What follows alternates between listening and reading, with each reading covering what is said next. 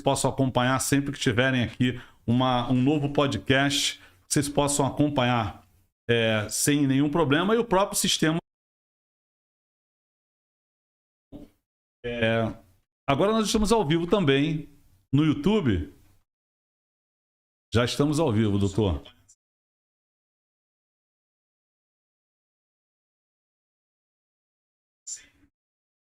Agora sim, estamos ao vivo, Carlos. Agora estamos ao vivo, né, doutor Paulo? Vamos recomeçar? Vamos sim. Tá. Bom, gente, nós estamos aqui com o doutor Paulo Renato Barreiros da Fonseca. Me corrija onde eu errar, tá, doutor? Isso acontece, né? Aqui, ainda mais num podcast ao vivo. Deixa eu pegar aqui a principal folha, que eu já me enrolei um pouquinho aqui, botei ela em algum lugar e não estou achando. Bom, só um momentinho. Que coisa.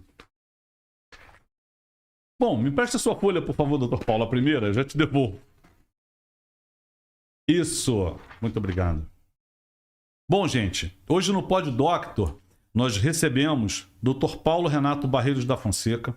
Ele é médico anestesiologista com área de atuação em dor da CAAD, AMB, SBA, possui MBA em Gerência de Saúde, diretor e coordenador do curso da Ortodor da Faculdade Simpen, corrigindo, ex-presidente da SBED, ex-presidente da Sobramid e presidente do Pain Brasil Institute. Bom, antes de iniciarmos o nosso podcast, hoje nós vamos falar um pouco no nosso podcast sobre como lucrar mais pagando menos tributos com segurança contábil e fiscal na área médica. Doutor Paulo, primeiro eu gostaria de dar as boas-vindas no nosso primeiro podcast do ano. Isso com a sua presença aqui, é uma honra muito grande te receber nesse programa que a gente faz, sempre levando não só para o ouvinte, como para os médicos e pacientes, assuntos muito relevantes. Eu tenho certeza que hoje o assunto foca um pouco mais na área de gestão, na área tributária, na área contábil, mas aqui o canal vai estar aberto para que o senhor possa trazer aí todas as suas demandas da área médica para falar de todos os assuntos que você achar que seja importante para o seu público em geral.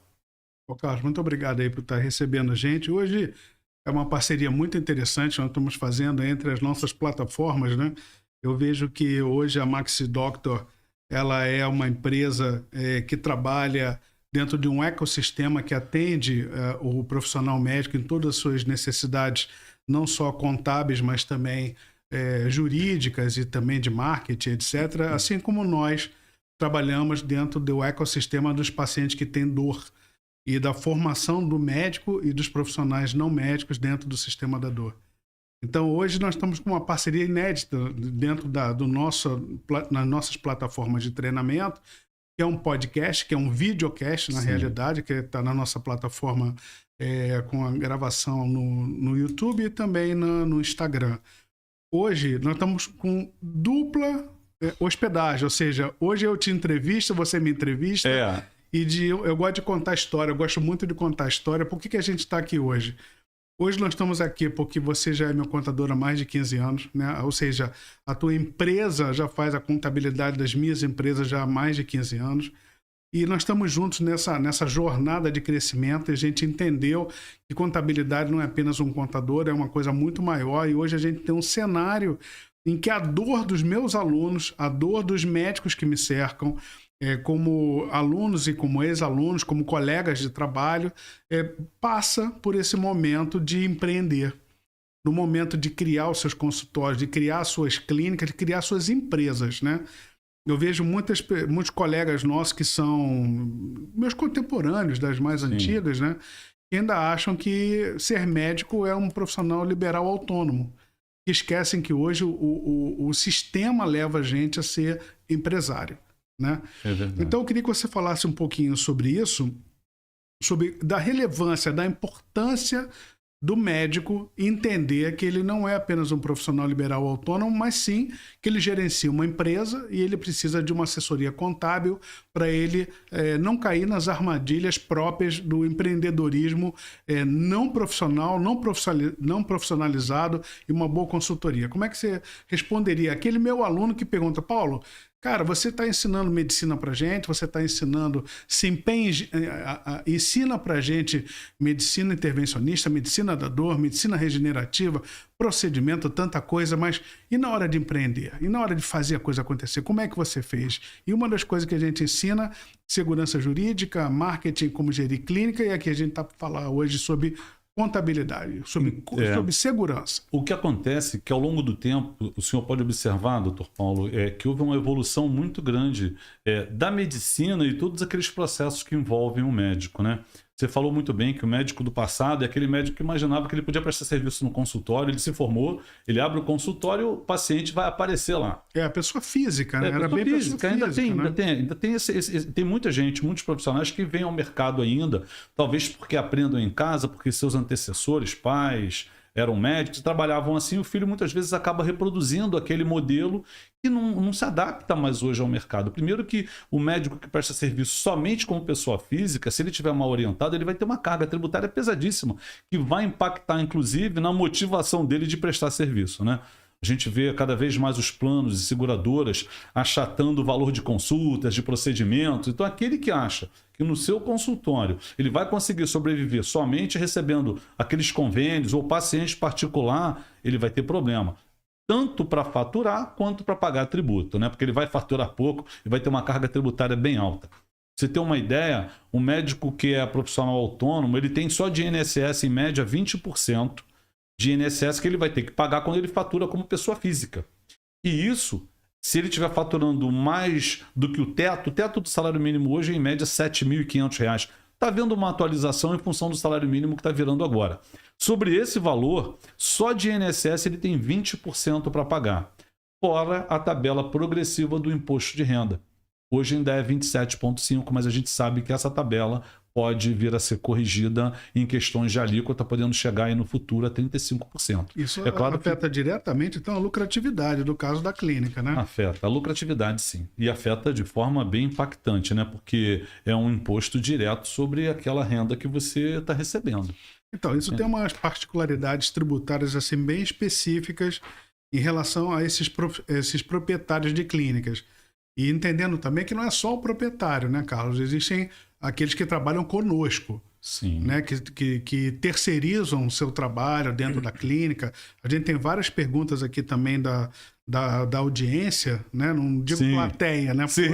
Hoje tem audiência, tem plateia, né? Uma coisa... É verdade. Não é verdade? Perguntando sobre isso. Ou seja, dentro da minha equipe, por exemplo, a gente tem 10 médicos. Né? Sim. Como é que é a diferença, cara, desse médico que é o dono do empreendimento, que ele é o sócio principal e tem médicos trabalhando contigo? Como é que são as peculiaridades tributárias para essas relações trabalhistas, essas relações fiscais, contábeis? Como é que funciona isso? É importante analisar essas relações, principalmente por uma ótica de se esse cara que está prestando serviço com você, esse médico, se ele é seu sócio ou se ele funciona como um prestador de serviço ou se funciona como funcionário, né? No mercado da área médica hoje, existe aquele médico terceirizado que ele emite uma nota fiscal contra a sua empresa, sua clínica, e ele recebe o honorário dele. Claro, aí nós temos aquele fator chamado bitributação, né? Você faturou ou do convênio do paciente particular, teve a tributação. Esse seu colega, ele agora emite uma nota para receber a parte dele. Ele vai pagar o tributo novamente sobre a mesma base de faturamento. Então isso realmente é uma coisa que encarece muito o serviço. Se você tiver, por exemplo, lucro presumido, a empresa for no município do Rio de Janeiro, você está lá pagando 11,33 de tributo federal e mais 5 de ISS, 16,33. E ele também 16,33, sobre aquele valor que ele vai receber, vocês dois vão pagar mais de 32% de tributo sobre o faturamento. É uma carga tributária muito pesada. Se ele emite para receber de você um RPA, por exemplo, o RPA é uma forma de você pagar o profissional autônomo que prestou serviço para sua empresa. Então eu vou até lá, prestei serviço para sua clínica, atendi um paciente e agora eu vou lá na tesouraria para receber o meu honorário, emitir um RPA. Sobre esse RPA, eu, que sou médico, que estou recebendo, vou ter um desconto de 11% de INSS e você vai aplicar a tabela progressiva do imposto de renda, que pode chegar a 27,5%. Então, eu sozinho, como profissional liberal emitindo RPA, vou pagar em média 28,5%. Minto, 38,5% de tributo. E você, que pagou ao médico profissional liberal vai pagar mais 20% de INSS sobre o valor que estiver pagando para ele. Então, os dois juntos, né? Quem está pagando e quem está recebendo, quando for RPA, é 58,5%. E ainda tem risco trabalhista também nessa relação? Tem sim. Tem um risco trabalhista, principalmente se for um serviço que for regular. Né? Se ele acontecer com regularidade.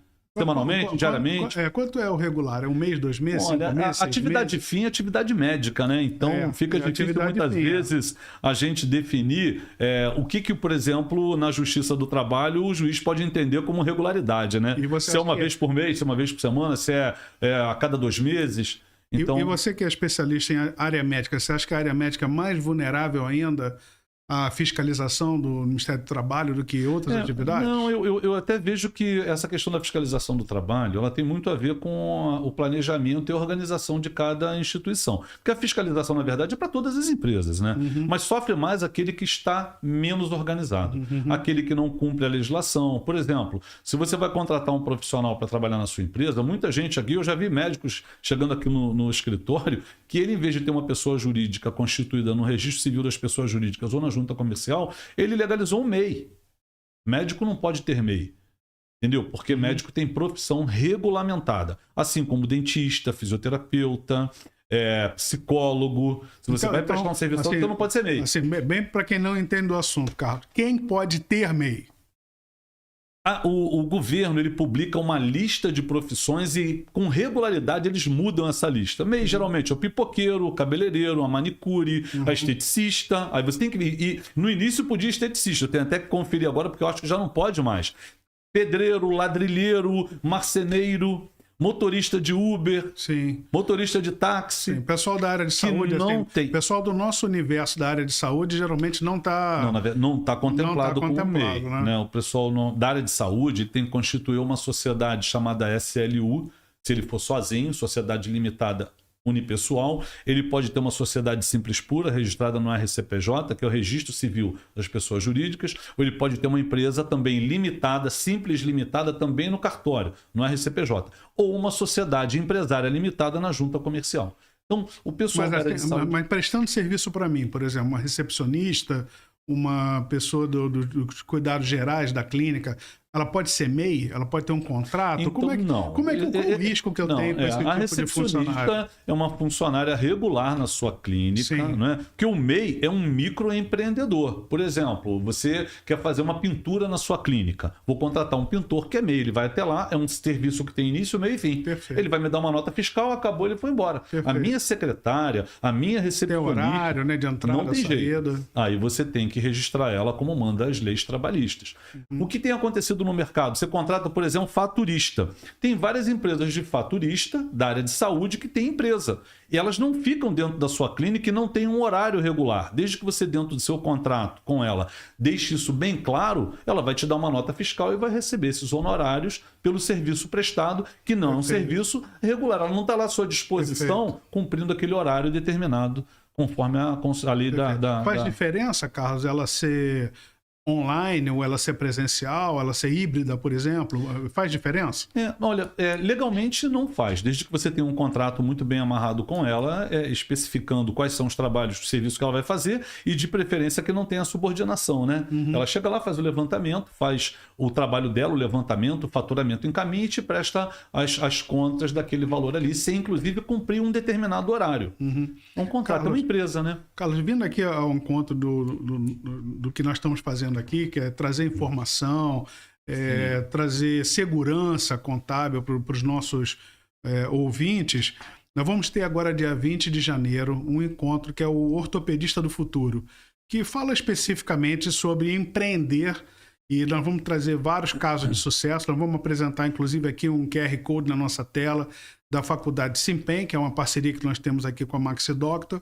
E nós vamos projetar na tela agora o nosso QR Code também para quem tiver interesse em conversar um pouco mais sobre esse assunto. Você é um dos professores convidados que vai falar também sobre isso. E uma das perguntas que vem frequentemente de quem faz o nosso curso Ortodor, que é um curso de formação em médica para procedimentos de grandes articulações, ombro, joelho, quadril, coluna, quais são as estratégias legais mais comuns e que são mais eficazes para reduzir a carga tributária nas clínicas ortopédicas, naquela clínica que, de um modo geral, Carlos, o ortopedista ele já é empreendedor.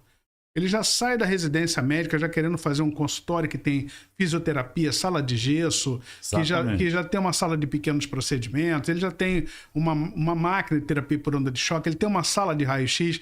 Então, de um modo geral, ele já é empreendedor e ele está crescendo do mundo para ortopedia integrativa, com procedimentos mais complexos, com ultrassom, que é o que a gente ensina na faculdade de desempenho, especialmente nos cursos ortodor, prolodor, ultrassom mate e outros tantos que nós temos.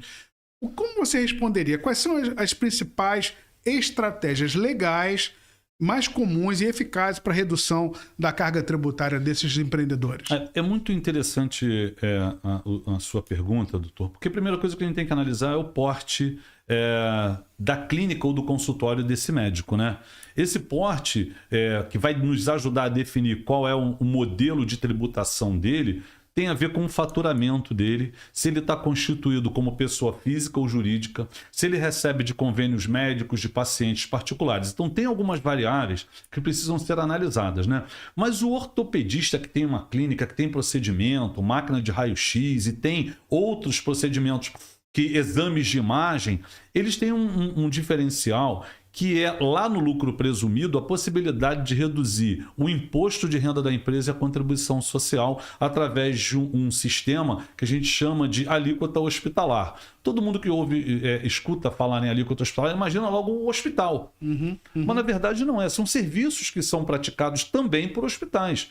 Essa legislação ela vem se modernizando ao longo do tempo. Quando a gente iniciou esses processos, mais ou menos lá em 2006, existia uma exigência muito rigorosa, inclusive da RDC, se eu não me engano, 50, que você tinha que ter internação, tinha que ter o corpo de enfermagem para você se enquadrar nessa legislação e reduzir o seu imposto de renda e a sua contribuição social quando você fosse uma clínica que prestasse serviços com exames de imagem, com procedimentos.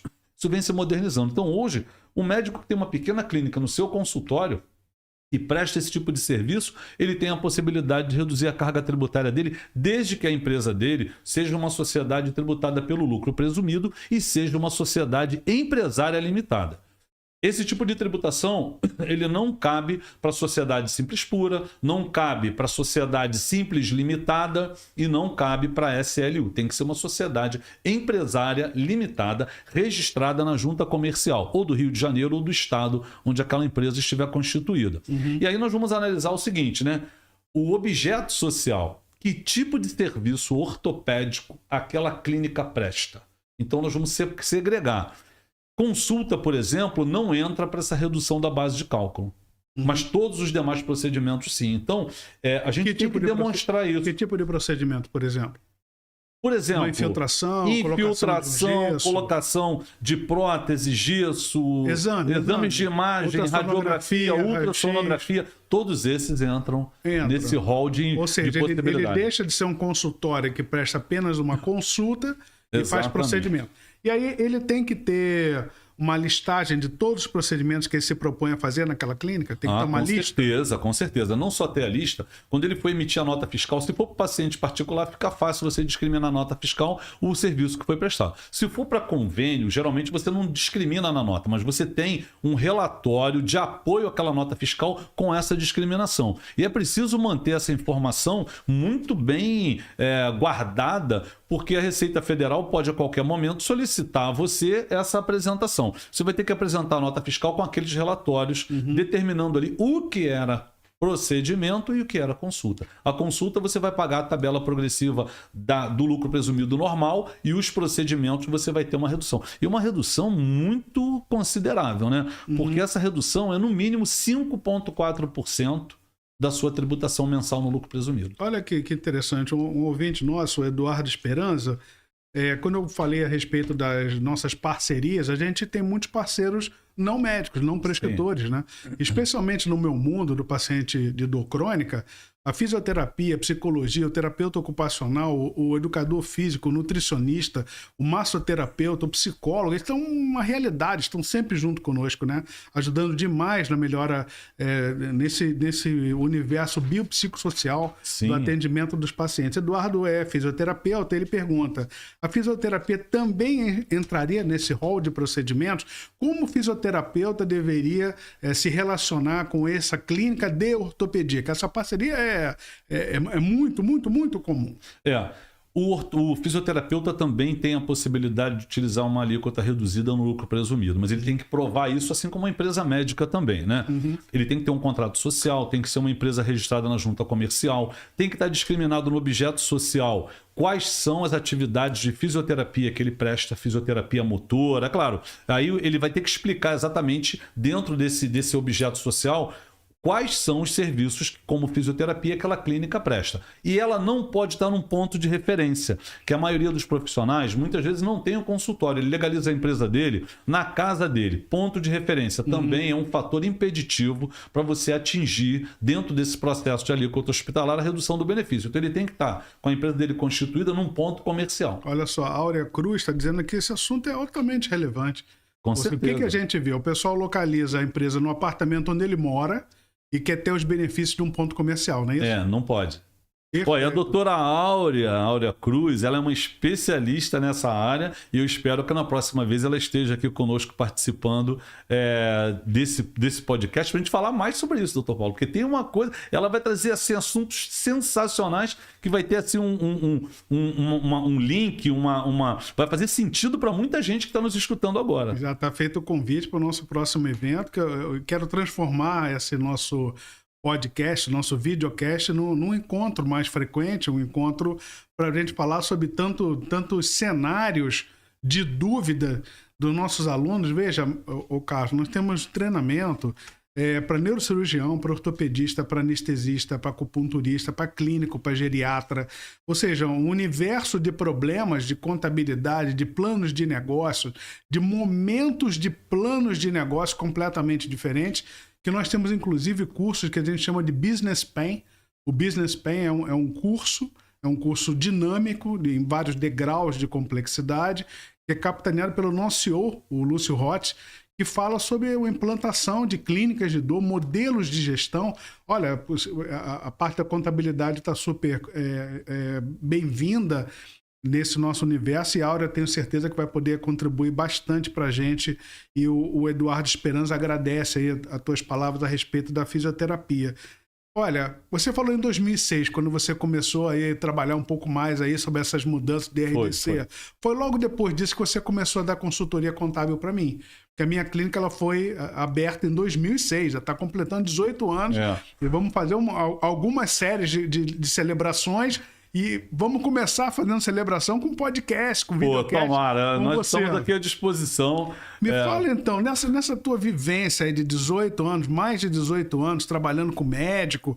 Tem mais de 30, doutor. Poxa, é mesmo, cara? Eu comecei em 89. Eu vi ali aqui na antessala da Maxi Doctor, pelo menos 25 ali, eu vi uma flâmula, 25 anos de experiência, devia ser comemorar. Essa flâmula foi feita há muito tempo atrás e a gente não trocou, então tem que trocar. Olha aqui, nesses 30 anos, quais são os erros mais comuns que você vê desses empreendedores, desses médicos empreendedores que trabalham nas suas pessoas físicas, mas especialmente que trabalham nas suas pessoas jurídicas, em relação à gestão contábil, em relação à gestão fiscal, que acabam resultando em importantes perdas financeiras, em problemas mais sérios, né, que acarretam prejuízos. Doutor, eu acho assim, assim como o paciente tem que dar muita atenção à orientação que o médico passa para ele no consultório, na hora de uma consulta, que faz a prescrição de medicamento, esse médico que é empreendedor, ele precisa dar atenção à orientação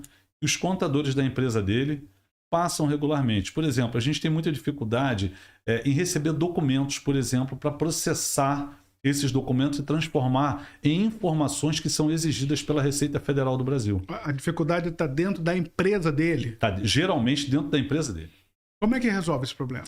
Insistindo muito, tem que ter muita paciência. Tem que ter um funcionário dedicado. O ideal é que ele tivesse um funcionário Não é o caso da maioria, alguns têm, e aí a gente consegue fazer um trabalho melhor, mas a grande maioria tem dificuldade até de mandar um extrato bancário, que é uma exigência regular da Receita Federal do Brasil. Pra você ter uma ideia, em média, nós entregamos numa empresa que é lucro presumido quase 70 declarações por ano. Por ano. Lucro presumido Simples Nacional chega aí umas 60. Todas essas declarações, a gente tem que transformar os dados de contas a pagar, contas a receber, extratos bancários, informações de cartão de crédito, convênio, pagamento de folha de pagamento, tudo isso em dados para serem inseridos dentro dessas declarações para serem enviadas para a Receita Federal. E qual é o grande problema? Às vezes a gente até envia, mas faltando informação, porque o médico não mandou o extrato bancário no prazo, ele tem que encaminhar isso rigorosamente na primeira semana do mês subsequente. Alguns juntam documentos e encaminham o documento meses depois. Isso é um problema seríssimo. E mesmo ele sendo orientado a encaminhar a documentação com rigor, virou o mês entregar, não fazem isso. Outro problema gravíssimo é o médico que mistura os pagamentos da sua conta pessoal com as da conta da pessoa jurídica. Olha, parece que você está ouvindo a Patrícia Fonseca falar isso. É mesmo? Nossa, ela tem um curso chamado Clínica 10X e acho que a primeira frase que ela fala no curso dela, ela fala assim: não pode misturar o dinheiro da pessoa com o dinheiro da PJ. Sabe qual é o nome desse princípio? É um princípio contábil, chamado princípio da entidade. Você não pode, tem que segregar. Por exemplo, eu sou sócio de uma empresa, quero pagar meu condomínio e minhas contas pessoais. Eu vou receber uma transferência de prolabore ou da minha retirada de produtividade ao meu lucro e eu vou fazer da minha conta meus pagamentos pessoais. A empresa vai pagar as suas contas em nome do CNPJ. Lá os tributos, os funcionários registrados, os fornecedores, o sócio recebe lucro e prolabore. Não pode ficar pagando pela conta da empresa as suas contas pessoais. Começa o erro por aí. Então tem que ter muito cuidado com isso. E isso induz a Receita Federal também ao erro. Ela pode sim, dependendo da situação, da tributação escolhida, tributar aquele médico e aquela empresa em função disso. Por exemplo, a Receita Federal pode considerar que aqueles pagamentos são lucros superiores aos apurados em balanço. E aí você tem que pagar tributação que pode chegar a 35% sobre a diferença de um lucro que era isento. Entendi. Então, isso é uma coisa seríssima. Eu acho assim, um dos documentos mais importantes da contabilidade é o extrato bancário da empresa. E alguns bancos, por exemplo, eles mudaram seu sistema e no extrato você já não consegue mais identificar o que foi pago. O Banco Itaú é um deles. É difícil identificar. Então a gente precisa de um relatório da própria clínica de apoio, dizendo que pagamento foi feito naquela data ali com o documento. E hoje, por exemplo, o fisco já não recebe mais documento físico. Nós utilizamos uma plataforma digital que, inclusive, toda a documentação da clínica já fica armazenada em ordem, por ordem cronológica, financeira, já separada para uma eventual fiscalização do fisco. Você basta entregar aquele arquivo digital. Isso agora com a LGPD deve ficar mais rigoroso ainda, né? A LGPD está aprovada, está valendo, né? E a Lei Geral de Proteção de Dados, ela veio regular uma questão de segurança, realmente, das suas informações pessoais. Então, nós aqui na empresa utilizamos algumas plataformas para dar segurança para o nosso cliente. Então, ele não precisa nem desembolsar recursos com isso, porque quando ele manda o documento dentro da plataforma que nós utilizamos, já está protegido. E mais, fica documento guardado ali ad infinito. Digamos que você tem aí, sua empresa tem 15 anos de existência, um funcionário que trabalhou para você há 10 anos atrás vai pedir aposentadoria e perdeu os documentos. Como empreendedor e empregador, a gente tem a obrigação de fornecer um documento comprovando que ele trabalhou na nossa empresa num determinado período. Se você já não tem mais aqueles documentos, jogou fora, fisicamente, deu uma chuva, você guardou na sua residência, mudou de casa, não sabe onde botou. Isso é um problema. Se você, por exemplo, não tem os documentos digitais guardados, certinhos, organizados, inicia aqui uma fiscalização 4, 3 anos depois de você ter feito várias operações sem ter guardado os documentos digitais. Receita Federal, Municipal e Estadual recebe documento agora só digital. E se tiver tudo em papel? Não dá tempo. Não dá tempo. Dão em média 30 dias para você apresentar a documentação. Aí você vai ficar pedindo prorrogação de prazo se o fisco não aceita. Aí você vai ter um grande problema. Olha, a gente tem aqui 2 pessoas na audiência, 3 pessoas na audiência, a doutora Elane Gomes, de São Paulo, doutor Diego Oliveira e o doutor Fábio Costa, da Bahia. Os 3 têm essa característica, eles têm clínicas e nessas clínicas eles fazem procedimentos guiados com ultrassonografia, por exemplo. Então, se equiparam muito àquele nosso exemplo que nós demos anteriormente da equiparação tributária de clínicas a hospitais. Né? Isso é uma realidade segura? Com certeza. Essa é a pergunta. O que tem que ser feito para eles terem esse benefício fiscal? Aqui na nossa empresa, a gente não brinca com o dinheiro do nosso cliente, né? Para que você tenha garantia que você vai ganhar o processo, que você vai utilizar isso corretamente, esse benefício, sem risco, você tem que fazer através de judicializando isso. E tem sido muito rápido. Desde que o processo... Fala um passo a passo, assim. Primeira coisa, sua empresa tem que ser uma sociedade empresária limitada. Eu quero saber se a minha empresa pode ter esse benefício fiscal. Então, ele entra em contato com a Maxi Doctor e fala assim, eu tenho uma empresa, minha empresa é assim, assim, assim, o que você tem que fazer? Mandar o contrato social? Sim, a gente vai analisar a documentação legal. Ok. Você pode fazer isso para o Brasil todo? Exatamente. Nós estamos falando de tributo federal. Então, tributo federal é em qualquer unidade federativa do país. Nós vamos analisar primeiro a tipologia da empresa, né? E é muito simples fazer isso, né? Essa análise prévia, para saber se você pode ou não entrar com o processo. Se você não puder recuperar, por exemplo, o que você pagou no passado... Então não é uma decisão unilateral, assim, vou fazer... Aí é por conta e risco do contribuinte. Eu sempre deixo isso bem claro. Você quer fazer, você assina um termo dizendo que você assume essa responsabilidade, a gente faz, mas ele assume. Isso é um risco enorme. Então como é que é o certinho? O certinho é o seguinte, primeira coisa, a empresa tem que ser uma sociedade empresária limitada. Tem que definir de forma clara e objetiva os QNAs, que são os Códigos de Atividade Nacional, dizendo que tipo de atividade essa empresa faz. As notas fiscais têm que ser emitidas exatamente com os procedimentos que você faz. Aí, como eu falei, se a empresa trabalha com convênio médico, ela tem um relatório de apoio explicando ali que tipo de serviço foi feito naquele faturamento global, segregando consultas de procedimentos e exames. Com essa documentação ok, CNPJ ok, a empresa tem que ter a vigilância sanitária dela rigorosamente em dia e discriminando lá que a empresa faz procedimentos. Assim como um documento que muitos não têm, que é o CNES, Cadastro Nacional de Estabelecimento de Saúde, que se faz através de um órgão público, prefeitura ou outro órgão que daquele município possa ser, que esteja cuidando dos cadastros do CNES, que é um cadastro feito no Ministério da Saúde. Ou seja, eu posso entender como médico, que a nossa audiência é médica, que a coisa não é tão simples.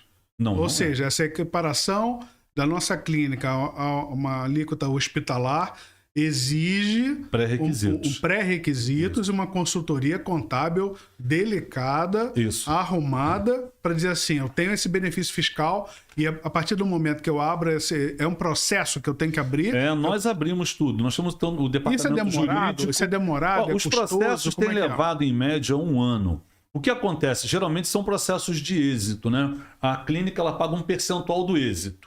Às vezes tem um pequeno honorário, dependendo do porte, a gente tem que analisar a documentação, que é um pequeno honorário para iniciar o processo.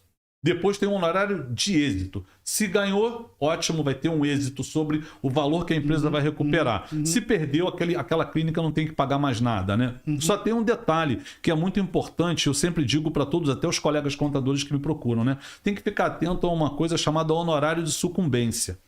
Se você não preparou o processo corretamente para entrar com um pedido e você perder a ação, é possível que você pague para o advogado da União o honorário de sucumbência, porque você não ganhou. Então, não adianta contar que isso é assim, vou conseguir de primeira. Não é verdade. A empresa tem que estar muito bem preparada, muito bem constituída para você entrar com o processo. Antes de abrir o processo. Com chance. O que acontece? A gente faz isso há tanto tempo, há tantos anos, que a gente já sabe mais ou menos o posicionamento do fisco. Se vai dar certo ou não vai dar certo. Orienta o cliente lá. Tem cliente que chega e eu quero.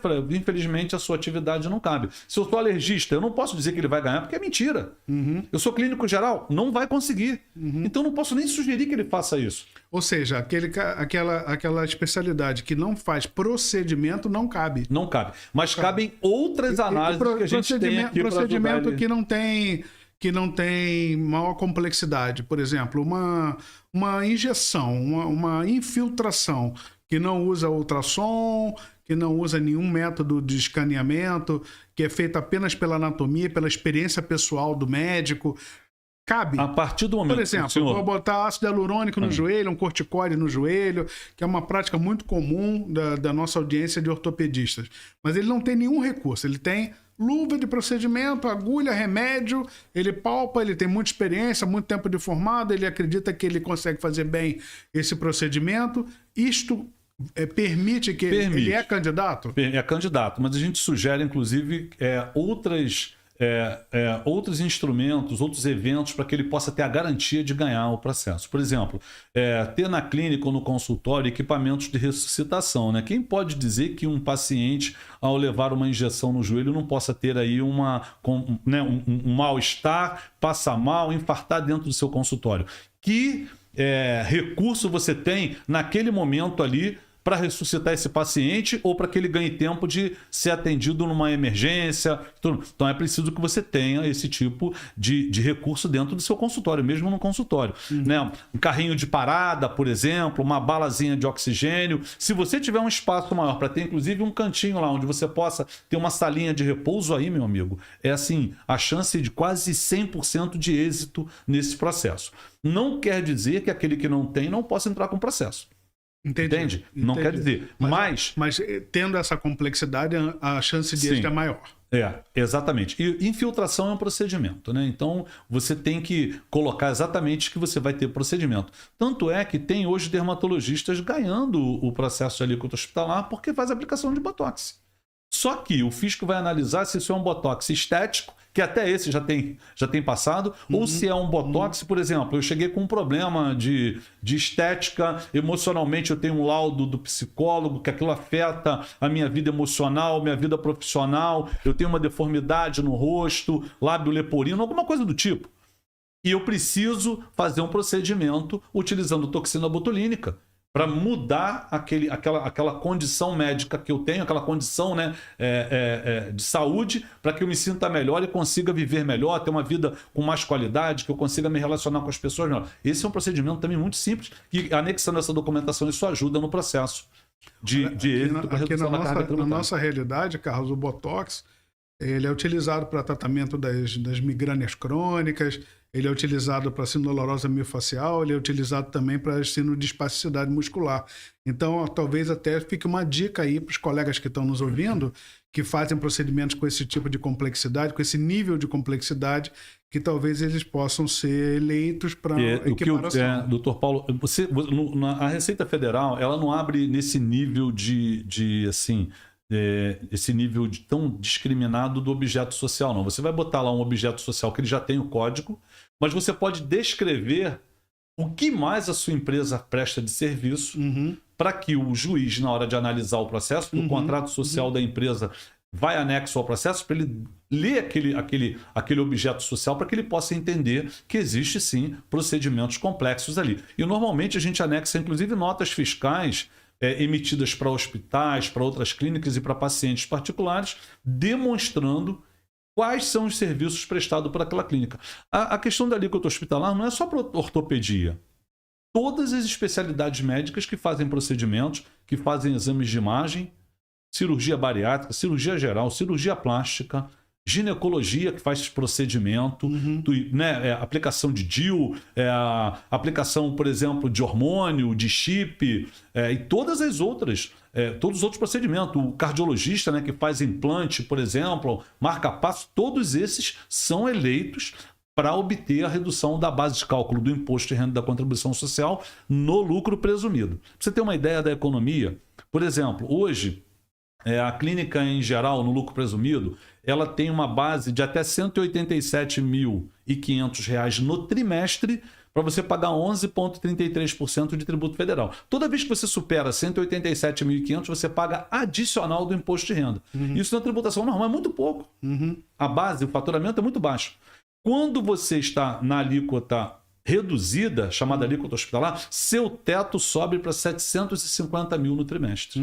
Então você só vai pagar adicional do imposto de renda depois que ultrapassar 750 mil. Só que a sua tributação ela cai de 11,33%, ela cai para 5,93% tributo federal. A diferença é muito grande. Muito grande. E detalhe, o mínimo é 5,4%. Seu faturamento vai aumentando, a diferença é maior ainda. Eu entendo, proporcionalidade, né? Pode chegar até quase 10% de economia de tributo federal. É uma coisa assim, a se pensar e tomar decisões rápidas, né? Porque vem por aí reforma tributária, mudança na carga tributária, possibilidade do médico e do profissional da área de saúde ter uma carga tributária mais pesada é muito grande. Olha, Carlos, a gente tem uma outra participação aqui ao vivo da doutora Ana Cristina. Ela não faz procedimentos, ela só faz consulta. Eu vou aproveitar a pergunta dela e vou te perguntar quais seriam as suas principais recomendações para os médicos e proprietários de clínicas que querem melhorar sua gestão fiscal e contábil, mas que só fazem consulta, que não tem procedimento. Qual seria o seu Então, a primeira coisa é saber qual é a especialidade dela, para saber se ela gera despesas, por exemplo. Se a doutora Ana Cristina puder responder no chat qual a especialidade dela enquanto você fala assim, em linhas gerais, ela só faz consulta, ela só exemplificou que ela só faz consulta. Então, o médico que só faz consulta, ele tem a possibilidade de trabalhar como pessoa jurídica e também como pessoa física ao mesmo tempo, né? Mas só tem que segregar muito bem essas receitas. Por exemplo, quando ele é pessoa física, ele pode deduzir da pessoa física todas as despesas que ele tem para funcionar. Aluguel da sala, energia elétrica, telefone, IPTU, condomínio. Se ele tiver funcionário registrado em nome dele, deduz das receitas que ele recebe de paciente particular e de convênio em nome dele. Congressos que ele participe, viagens para congresso no exterior. Que ele recebe na pessoa física. Que ele paga como pessoa física. Sim. Ele pagou o congresso, ele pagou para participar, ele pagou passagem de avião. O que ele recebeu na pessoa física de paciente privado, por exemplo. Ele só é pessoa física no consultório. Então, tudo que ele recebe como de pessoa física, ele pode ter despesas. Por exemplo, ele recebeu 30 mil reais. Ele é geriatra. Ele tem que analisar quais são as despesas que ela tem para funcionar. Aliás, doutora Silvia, minha filha também é geriatra. Essa resposta pode ser Luísa Doim Vieira da Fonseca, minha filha também é geriatra, vai gostar da resposta. O que acontece? Ela pode ter a pessoa física e a jurídica. Na pessoa física, ela pode deduzir várias despesas do consultório, como eu falei. Ela faturou lá, por exemplo, dando um exemplo, 30 mil reais. Desses 30 mil que ela faturou emitindo recibos para paciente particular, ela pode deduzir, antes de calcular o tributo, ela pode deduzir aluguel, condomínio, energia elétrica, telefone, material de escritório, materiais médicos e oficinais que ela utilize, limpeza, se tiver uma empresa ou uma faxineira contratada, a recepcionista ou a secretária que ela tenha pode deduzir, desde que esteja admitida na pessoa física dela. Ela pode deduzir lá associações que ela participe, o Conselho Regional de Medicina que ela paga anuidade. Isso tudo não é dedutível na declaração de imposto de renda, mas é dedutível lá no livro caixa dela, Perfeito. né? Na Lei 8.134 permite que ela faça essas deduções, né? Mensalmente ela tem que calcular o imposto de renda. Então, em linhas gerais, você acha que seria interessante ter os dois modelos dentro da mesma instituição? Sim, depende. Pessoa física com livro caixa e a jurídica e a pessoa também. Jurídica e fazer um balanço entre as duas. Mas para isso é necessário primeiro analisar a despesa. Porque o que vai determinar de faturamento na pessoa física é a despesa. Se eu tenho 10 mil reais de despesa, eu vou determinar com o médico, olha, vamos obter aqui uma margem de lucro, né? Eu vou botar lá 15 mil reais de faturamento de teto. Então ela vai tirar 15 mil reais de teto de faturamento todos os meses, tendo 10 mil, por exemplo, é um exemplo, tá? De despesa. Então ela tem um lucro de 5 mil na pessoa física, tributa 5 mil. Os outros 15 mil reais ela vai para a pessoa jurídica. Porque na física a tabela é 27,5. Lá na jurídica, 15 mil reais vai dar 6% em média ao mês de tributação. Então a gente faz um ajuste ali e determina qual é o faturamento na física e na jurídica. Cara, mas vale a pena sim, porque 10 mil reais que ela perderia de despesa, ela está economizando agora pelo fato de estar usando lá na pessoa física. É uma economia incrível, inclusive. Você vê, essa pergunta sobre livro caixa também foi feita pela Flávia Ramos e pelo Bruno Miranda. É muito solicitado esse tema de livro caixa. Nós temos hoje mais de 300 clientes só no livro caixa. Tem legislação diferente, estado a estado? Por exemplo, o doutor Daniel Oxman, que tá aqui conosco ao vivo e está mandando lembranças também. Obrigado, Daniel. É um ortopedista muito vitorioso, tem 3 consultórios em São Paulo. Ele não conhecia essa estratégia de livro caixa, conversamos sobre isso. Nós temos clientes em São Paulo que utilizam esse mecanismo. Inclusive, um tem livro caixa e conseguiu também ali com o hospitalar. Você vê que interessante, cara. A gente tem aqui um caso que é comum dentro da nossa especialidade, do Sami Zenum. Sami Zenum, ele diz que ele trabalha no hospital, ele faz procedimentos usando o equipamento do hospital. o equipamento de ultrassom, por exemplo, ele poderia, na PJ dele, usufruir do benefício da alíquota hospitalar. O equipamento é do hospital, não é dele. Mas ele fornece a nota fiscal da PJ dele para receber os honorários. Primeiro, a empresa dele, como eu falei, tem que ser uma sociedade empresária limitada, tem que estar constituída num ponto comercial. Com todo o kit de documentos prontos, inicia-se um processo na justiça para discutir o direito dele, porque ele presta um serviço hospitalar. Existem alguns questionamentos pelo fato do serviço ser prestado no ambiente hospitalar. Mas isso tem caído por terra toda vez que o advogado é especialista no assunto e monta o processo de forma correta. Ele tem uma chance muito grande de ganhar o processo. E dependendo do estado, do município onde ele esteja, ele pode não só ganhar a questão da alíquota hospitalar, como também discutir o ISS, que existe a possibilidade de reduzir. Samir, sabe o que eu entendi aqui que o Carlos está te respondendo? A coisa é mais complicada. Você vai ter que provavelmente fazer um contato aqui com ele, passar a sua situação detalhadamente com a tua documentação, que ele vai poder te responder melhor. A Lúcia Mercury, ela pergunta se você pode falar um pouquinho mais a respeito dessa possibilidade de dedução de cursos, de congressos que ela faz. Qual o benefício? Como é que ela pode obter esse benefício de dedução desses cursos que ela faz? Então, o profissional liberal, o médico, principalmente, que tem despesas e recebe receitas de paciente particular de conveniado, por exemplo, aquele médico que tem lá cooperativa em seu nome, planos e seguros de saúde, também podem utilizar a despesa para deduzir a base de cálculo do imposto. A diferença é o seguinte: quando eu recebo de paciente particular, eu estou recebendo dinheiro em tempo real ali, né? O Pix, o cartão de crédito, o cheque, eu recebi. Então, no mês seguinte, eu vou somar todas as receitas que eu recebi de paciente particular, vou diminuir todas as minhas despesas naquele mês. INSS que eu paguei como autônomo, passagem de avião, inscrição que eu fiz em congressos, CREMERGE no mês que eu paguei, associações, condomínio, energia elétrica, tudo em meu nome naquele consultório. Mas eu preciso ter um alvará de pessoa física naquele endereço também para dar legalidade a essa operação. O senhor, doutor, o senhor tem alvará de pessoa física. Então, por isso, eu tenho um livro caixa sem problema nenhum. Então, esse médico que quer se beneficiar, ele também precisa ter um alvará para provar também para o município e para a Receita Federal que ele está legalizado ali e que ele tem essas despesas. Honorários do contador, tudo isso são dedutíveis lá no livro caixa. Nossa empresa tem um sistema próprio chamado Control Cash. Nesse sistema, nós preparamos o planejamento do livro caixa do médico, determinando ali, com base na despesa, qual é o teto do faturamento dele. E ele vai emitir todos os recibos para os pacientes dele dentro do nosso sistema. Ele pode enviar esse recibo através de WhatsApp, de e-mail, é totalmente digital e fica salvo lá. Ele vai assinar os recibos com o certificado digital dele e também, se ele quiser, com uma assinatura digitalizada. Isso dá mais garantia, evita fraudes, evita uma série de situações que podem ocorrer. O recibo, ele é do padrão exigido pela Receita Federal do Brasil. Então você vai emitir. E outra coisa, economia também, não tem que imprimir nada na hora. Você pode mandar para o seu paciente via e-mail, via WhatsApp. Nós damos todo o treinamento para o funcionário do nosso cliente aprender a utilizar o sistema. A gente treina presencialmente ou online. O sistema, ele vai baixar o sistema lá no computador da recepção e vai começar a utilizar. É muito interessante porque ajuda muito o médico a reduzir a carga tributária. E o nosso sistema, ele integra com o sistema da Receita Federal chamado Livro Caixa Web.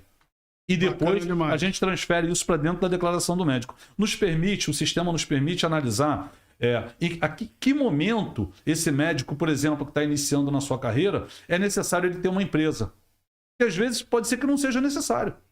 Nós temos médicos aqui que ele tem mais de 100 mil reais de despesa mensalmente. Tem um número enorme. Por exemplo, quem utiliza ponteira, tem uma máquina de laser. A ponteira custa entre 20 e 25 mil reais. Você imagina, se você tivesse com essa máquina na sua empresa, você vai comprar uma ponteira nova e não deduz nada na pessoa física. Se você comprar a ponteira com a máquina no nome da pessoa física, lá na sua declaração de bens, manutenção também, manutenção de máquina. Por exemplo, eu tenho uma máquina de terapia por onda de choque, ela dá manutenção, tem que trocar produtos que ela gera, tem desgaste e tudo, eu poderia deduzir completamente. Esse também. Produto que desgasta, a nota fiscal dele deduz no seu livro caixa. Perfeito. E aí, se esse médico gastou lá 25 mil reais com essa manutenção, ele pode tirar 25 mil reais de recibo que não vai pagar imposto de renda. Perfeito. Se fosse da PJ, não. Ele gastaria os 25 e tiraria as 25 de mil de nota e ia pagar os 25 mil. Sobre esse valor, ele iria pagar os tributos federais e municipais. Olha, para a nossa audiência, Carlos, quem está gostando do Rumo da Prosa, vou fazer mais uma vez um convite aqui para estar conosco. O Carlos vai estar conosco também, dia 20 de janeiro, no Ortopedista do Futuro. Vai ser um evento online. Quem gostou, está aqui o QR Code da nossa tela no alto.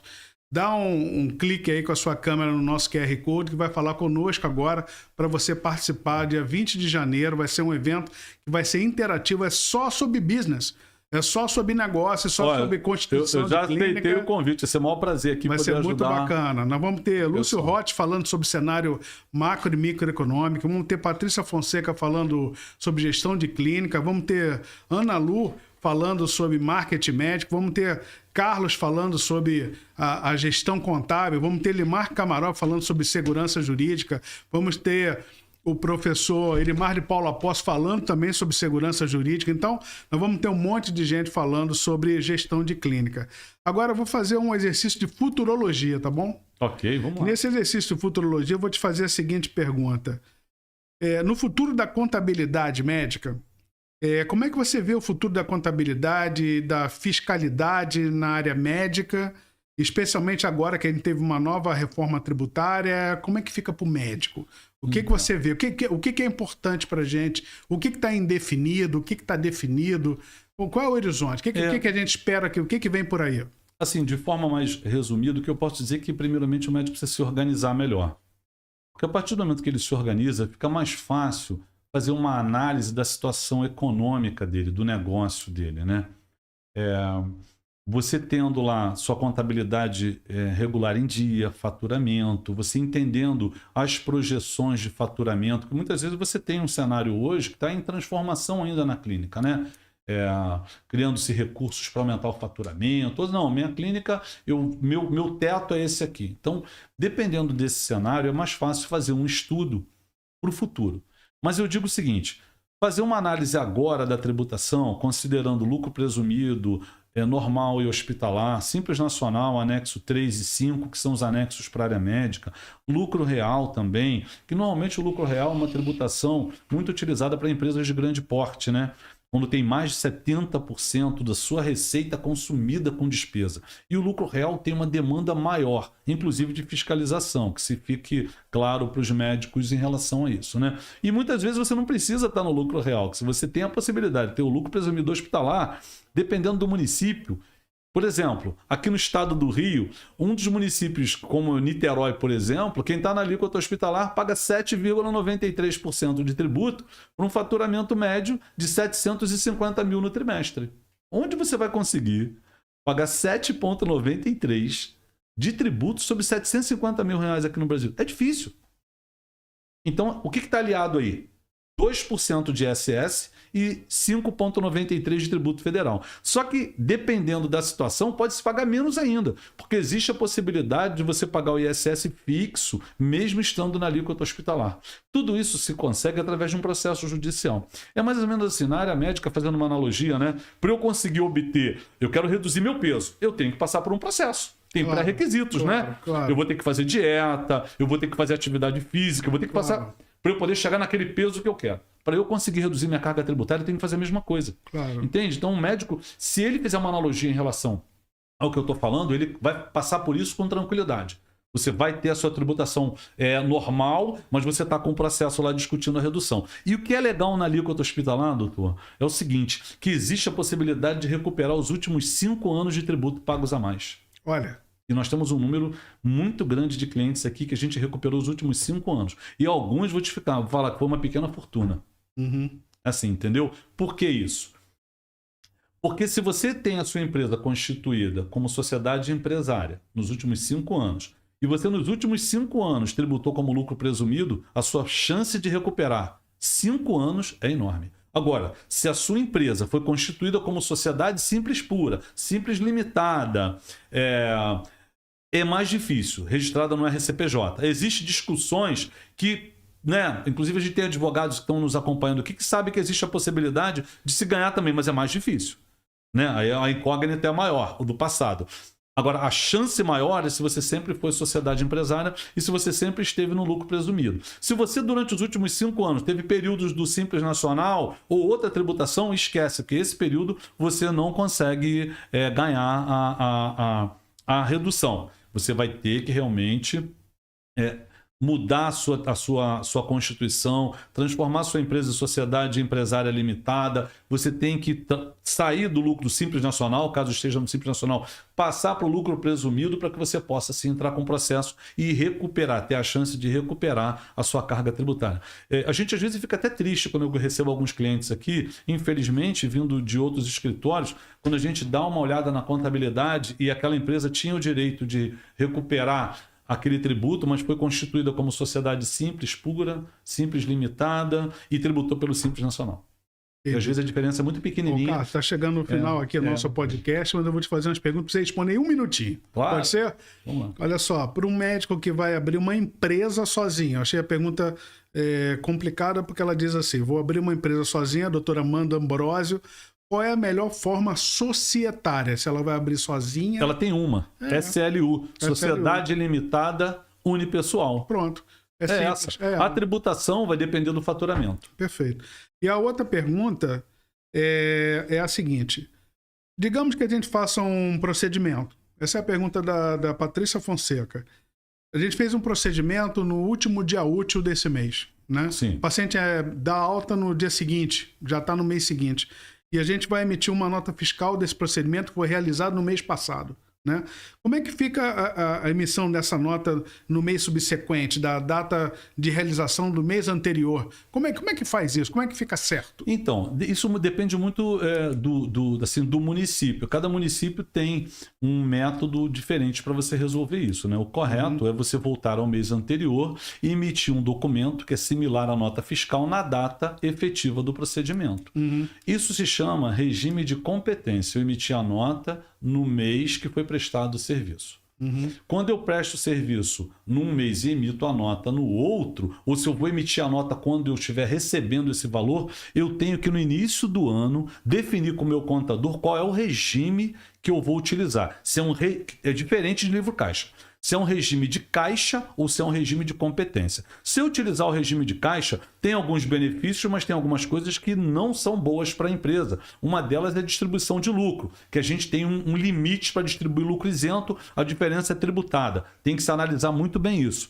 O correto é a gente exatamente emitir a nota na data que o procedimento foi realizado. Perfeito. Eu posso voltar no mês anterior para emitir? Eu posso sim. Existe procedimento. No município do Rio, por exemplo, é possível. O problema todo, muitas vezes acontece, é que você tem tributo vencendo logo no início do mês seguinte.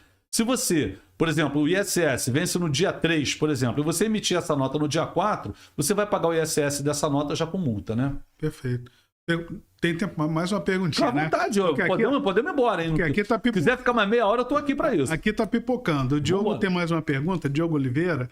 Ele fala sobre trabalho de cooperativa, Unimed, por exemplo. Então, sim, se é Unimed, é pessoa física, ele é um cooperado, e sendo cooperado, ele recebe na pessoa física.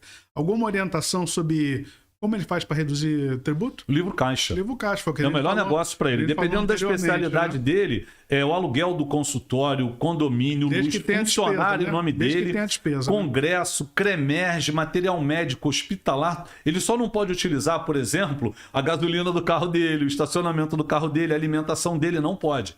Se colocar no livro caixa, cair na malha fina da Receita, a Receita Federal vai glosar. Mas as despesas operacionais, para ele funcionar, todas elas são dedutíveis. E mesmo assim, aí pensa, mas eu não recebi, é no mês? Não, não é no mês. No caso dele, se ele só recebe da Unimed, ou se for de qualquer outro convênio, ele vai ter que fazer o lançamento no livro caixa das despesas mensalmente e só transferir para a declaração de imposto de renda dele na época de entregar a declaração. Aí ele vai pegar um informe de rendimento da Unimed, vai inserir a Unimed na declaração dele e vai inserir agora as despesas mês a mês numa aba chamada livro caixa, na declaração do imposto de renda. Só que essas despesas não podem ser superiores ao faturamento dele da Unimed. Ele vai pegar o faturamento da Unimed, diminui o imposto retido, de renda, diminui o INSS e vê o líquido. O total da despesa não pode ser superior ao líquido, senão ele vai para a malha fina da Receita Federal. Perfeito. Mas é uma economia também incrível. É a grande probabilidade dele receber de volta todo o tributo que a Unimed descontou dele. E se for a Unimed Rio, existe lá a IN20, que a Unimed desconta dos médicos, que ele pode deduzir também na declaração de imposto de renda dele, através do livro caixa. Olha. A gente tem feito para muitos clientes aqui. Eu tenho um aqui que recebeu uma nota preta agora, porque retificamos os 5 anos de declaração de imposto de renda dele, incluindo ali a IN20, tudo que ele pagou. E ele recuperou uma grana que estava perdida. Ótimo. Uma ótima dica, então, para quem é cooperado da Unimed. Então, Carlos, eu queria que você fizesse as suas considerações finais. Queria convidar mais uma vez a turma que está nos ouvindo, a nossa audiência, que desse um clique aqui no nosso QR Code, que está na nossa tela agora, para estar conosco nos nossos próximos podcasts da Maxi Doctor, também do Simpen, no nosso Ortopedista do Futuro, dia 20 de janeiro, um evento online em que a gente vai falar sobre temas de gestão de clínica de dor, gestão de consultórios e clínicas de ortopedia, falando sobre ortopedia integrativa, medicina regenerativa. Muito obrigado a todos. Carlos, suas considerações finais. Bom, primeiro quero te agradecer pelo carinho de ter aceitado o convite de participar desse podcast, primeiro do ano, né? A gente começa um pouquinho travado, mas depois solta e vai embora, né? É assim que funciona, né? E falar um pouquinho da importância dos temas que a gente falou aqui, tratou, porque não são temas assim muito agradáveis, né? Nem sempre o médico quer clinicar, ele quer fazer, né, aquilo que ele mais gosta, a medicina, mas infelizmente ele precisa cuidar da parte contábil e fiscal também, porque afeta diretamente o bolso dele. Aquele trabalho que ele tem de produzir riqueza para ele e para a família dele, se ele não cuidar da parte contábil e fiscal, ele vai ter problema e pode perder boa parte daquilo que ele conseguiu acumular. Eu tenho uma dica sempre para os médicos: se organize, escute seu contador. E assim como o médico é especialista, ele deve procurar um contador especialista no segmento dele. Nossa empresa há mais de 30 anos atende médicos no Rio de Janeiro e fora do Rio. A gente tem cliente em São Paulo, na Bahia, Rio Grande do Sul, que vem nos procurar. Mato Grosso, que vem nos procurar aqui no Rio de Janeiro, porque eles não conseguem encontrar, infelizmente, lá no estado que eles estão, no município que eles estão, uma contabilidade que entenda um pouco mais desse mecanismo todo da área médica. E a tributação ela é muito similar, só que depende da empresa, depende do médico, depende da especialidade dele para a gente encaixar aquele modelo que vai se adequar melhor a ele. Tem aquele cliente aqui que está no Simples Nacional, anexo 3, o outro do 5 ou lucro presumido. Tem aquele que está na alíquota hospitalar, tem aquele que paga o ISS fixo, aquele que paga 2%, 5%. Nós temos o cliente que usa a pessoa jurídica e também a pessoa física, que é um número bem grande, mas a gente sempre orienta muito bem o seguinte: quando você vai usar física e jurídica, tem que segregar bem o que é a receita da física e o que é a receita da jurídica. E isso nós explicamos quando o cliente nos procura, quando a gente vai iniciar toda a assessoria, como é que vai funcionar. E nós damos todo o treinamento para o funcionário dele. Uma coisa assim, que até o funcionário é certificado. A gente dá o treinamento, a gente dá um curso para todos os funcionários dos nossos clientes, é um curso gratuito de excelência no atendimento. Dentro desse curso, a gente fala de livro caixa, fala de contas a pagar, contas a receber, falamos do atendimento ao paciente, como esse funcionário, a recepção principalmente, deve se portar na hora de atender o paciente. Muitas vezes o médico não tem tempo de treinar o paciente, o seu funcionário. E ele contrata as meninas, pegou no mercado, bota na recepção, uma ensina a outra. A gente não tem conhecimento sobre isso para treinar. Então, não é só tempo, não. A gente não tem conhecimento. E aí o que acontece? A gente ajuda o médico a produzir mais, né? Porque a funcionária mais preparada, mais motivada, ela vai te ajudar, inclusive, a aumentar o faturamento da sua clínica e do seu consultório. E você vê, mandar uma funcionária para um curso de 4, 5 horas, ou presencial, ou a gente dá o curso online também, ela realmente sai assim com uma motivação maior, porque o empregador se preocupou com ela. O empregador se preocupou em qualificar mais ela para prestar aquele serviço. Muitas vezes você tem excelentes funcionários que nunca passaram por uma qualificação. Tem médico aqui que chega com a funcionária aqui que não sabe ainda abrir um computador. Como é que faz para essa menina agora mandar um documento digital para cá? Como é que faz para ela emitir um recibo no sistema? Não sabe, né? Porque a gente tem pessoas realmente que não tiveram acesso a esse tipo de conhecimento, de tecnologia ainda. Parece até mentira, mas é verdade. Entende? E a gente treina. E aquelas que tem, a gente procura capacitar um pouco mais para que elas possam, sim, evoluir mais nesse segmento. Dr. Paulo, muito obrigado. Sou Carlos Marinho, sou contador e jornalista, sou CEO aqui da Maxi Doctor, contabilidade consultiva especializada na área de saúde. A gente fica aqui no Rio de Janeiro, na rua Teófilo Otoni, número 15, 10º andar, no centro do Rio. Estamos à disposição de você, de quem estiver interessado nesse tema, né, nesse tipo de assessoria, para ajudar a vocês a chegarem a uma redução da carga tributária, sempre de forma legal. Muito obrigado a todos. Um beijo para quem está nos assistindo também, né? Eu acho importante. E um feliz 2024 para todos vocês. Um abraço a todos. Muito obrigado. Obrigado. Dr. Paulo, esse